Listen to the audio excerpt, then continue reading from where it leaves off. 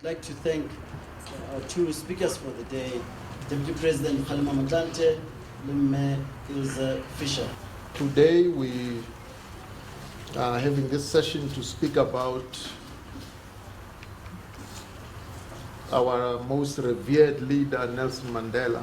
And then, of course, when he was ushered in to meet Walter Sisulu, he was so impressed by Walter Sisulu's mastery of the English language that he decided there and then that whatever organization that Walter Sisulu belongs to, he would be very glad to join that organization. So that's how he ends up with the African National Congress, and of course they were the founding generation of the ANC Youth League. Madiba, in his own words, explains that the defiance campaign and the resultant arrests enabled him and his generation to conquer the fear of being arrested. And so from that point onwards, they could challenge the system. And of course, I'm relating this because it indicates how Nelson Mandela's life is so intimately interwoven with the history of the struggle of South Africa. Many political organizations were invited to the Congress of the People in 1955. Of course, the Nationalist Party was also invited. Instead of attending, it sent a posse of police to go and arrest the participants at Cliptown. But anyway, the Freedom Charter was adopted, which says in its preamble, South Africa belongs to all who live in it, black and white. And no government can justly claim authority unless it is based on the will of the people. That's the preamble of the Freedom Charter. And therefore the idea of non-racialism was posited against the notion of white supremacy.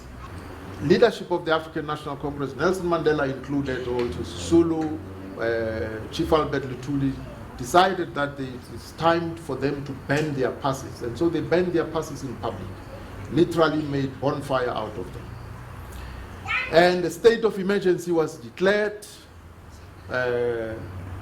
All these organizations were banned, became proscribed organizations. Now, that's when Nelson Mandela then says, in his own words, that there comes a time, there comes a time when, in the life of any nation, when the choice is either to submit or to resist. And he says, well, the Africans have taken a decision to resist. Nelson Mandela was always the volunteer-in-chief for the difficult tasks. He never sought to be elected as a leader, but whenever there was a difficult task, he would be the volunteer. And Nelson Mandela volunteered to go underground, which meant parting with his family and getting into organizing underground, which meant that he could be arrested and or maimed and so on. A lot has been said in the past days about Madiba, the reconciler, Madiba, the man of forgiveness. But, you know, we've got to remember that he was actually the commander-in-chief of Umkhonto weSizwe. And he was the one who led the armed struggle. He was part of a whole group of very remarkable people who all supported each other. Some were in favor of the armed struggle and others thought it was wrong to take up arms, but they all respected each other and each other's views, and they continued to support each other. And these were people of enormous integrity. They included Chief Albert Luthuli, Walter Sisulu, Roy Naidu, Oliver Tambo, Yusuf Dadu, Moses Kutani, Helen Joseph, my father, Bram Fischer, and I could go on and on and on. There are a lot of very extraordinary people that this country has produced. My father, Bram, grew up in the aftermath of the South African War, where his people had lost their struggle against colonialism. And his family would have called themselves nationalists at that time, but the nationalism was not conservative, it was a critique of British imperialism. And later, when he joined the Communist Party, which he felt was the only party where he could fight for equality for all, he saw this as a natural progression from fighting for the rights of one group to fighting for the rights of all people.